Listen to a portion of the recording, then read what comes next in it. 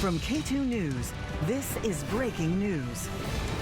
That breaking news, tsunami waves have reached the United States, but the impacts are minimal. The entire West Coast, including Oregon and Washington, are under a tsunami advisory after a magnitude 8.8 earthquake hit off the western coast of Russia, north of Japan.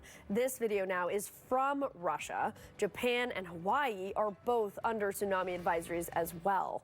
And let's take a live look now at the Shiloh in Ocean Shores camera on our Oregon coast. We're gonna tell you how you can prepare for tsunami threats in a little bit and also have a live report on the conditions there in a minute. Good morning on this Wednesday, July 30th. It is 6 o'clock. I'm Wesley Ogle. We do have team coverage for you this morning. K2's Daryl Burke is live in Seaside. He's monitoring the waves there. Noel Ford is at the live desk to show us what's going on in Hawaii after officials reported several large tsunami waves have hit the islands. But first, Storm Tracker 2 meteorologist Rhonda Shelby is standing by with the latest advisories in our area. Ron, I think it's important to note this isn't going to be like what we see in the movies where there's a massive wave. We got to temper expectations here. Exactly. It's usually a series of waves that could last for long periods of time, which is why the tsunami advisory is still in effect. So this is the main reason that our officials want to make sure that you know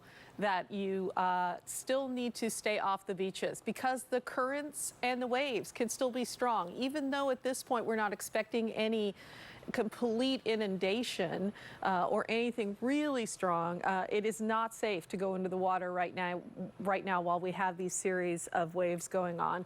Now the wave heights right now in Oregon and Washington are expected to stay around 1 to 2 feet. No expiration date yet on the tsunami advisory. We'll let you know when it gets lifted. But until then, officials say keep off the beaches, harbors, marinas until the advisory is lifted because you can still have some negative effects from that when the waves start going up 1 to 2 feet higher than high tide or low tide.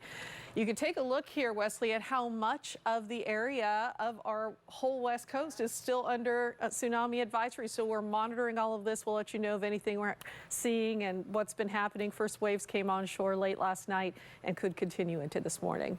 All right, as we've mentioned, the tsunami advisory is in effect along the entire West Coast, including here in Oregon and in Washington. Our team coverage continues with K2's Daryl Burke. He is live for us in Seaside this morning. So Daryl, show us what it's looking like out there this morning.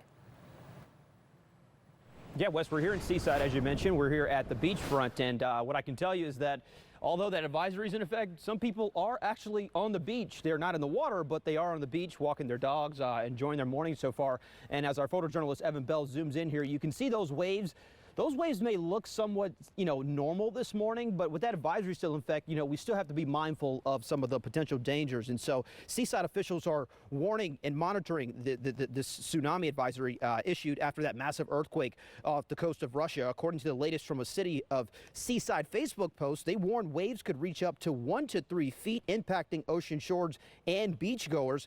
That was just before midnight when they made that post. They're warning people to remain off the beaches as we continue to state and waterfront until this advisory is lifted. We spoke with people in Lincoln City yesterday about the potential tsunami threat. One family from Utah cutting their vacation short after experiencing this scare for the first time.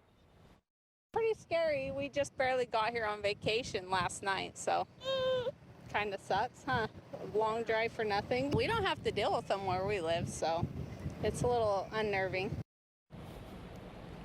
Tsunami waves had reached Hawaii and the West Coast just hours after that 8.8 magnitude earthquake off the coast of Russia. And as you can see here in Seaside, here at the beachfront, these waves this morning, they don't look any kind of significant or massive at this point, obviously. And so we don't want to scare people. This isn't going to be a Japan tsunami situation like it was, some years ago. But if you're in any of the coastal areas here in Oregon, or whether you're living there or visiting there, you're still going to want to be, aware of these updates and these developments as they become available with that advisory still in effect.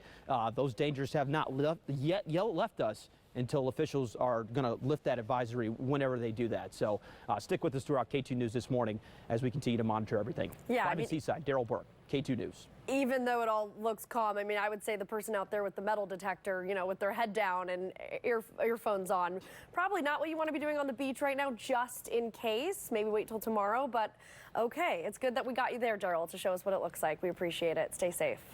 Let's go to Noah Ford. She's at the live desk. She's been tracking the impacts of the earthquake in other states, like in Hawaii. So, Noelle, what is the latest that you're seeing there? Well, Wes, we just learned that some Hawaiian locals and tourists had to actually sleep in their cars after evacuating. There was gridlock traffic when those evacuations were announced. So they were just trying their hardest to get to higher ground as quickly as possible. People say they just chose the safest place. Now, thankfully, those evacuations have been lifted, but I do want to show you some video out of Hawaii. You can see the water receding. We know that happens right before a tsunami. No damage was reported in Hawaii, but there was some flooding, some pretty bad flooding. Here's a look at this. This is in a street or a parking lot, and you can see some of those signs over there. They're almost completely underwater. The tsunami warning has been downgraded to an advisory. The state is not in the clear yet, though. Governor Josh Green, he's telling people stay away from the shoreline just in case. And we do know those waves were as high as 5 feet at one point, West. Thankfully, no damage, though. That's so good to hear. Yeah, we really dodged something big here. Noelle, thank you for bringing us that update and those images. We are still under that tsunami advisory for the Oregon and Washington coasts. In half an hour, we'll hear from the Oregon Department of Emergency Management on what you should do in order to be prepared, especially if this happens again. So stick with K2 on the air and online for our continuing coverage.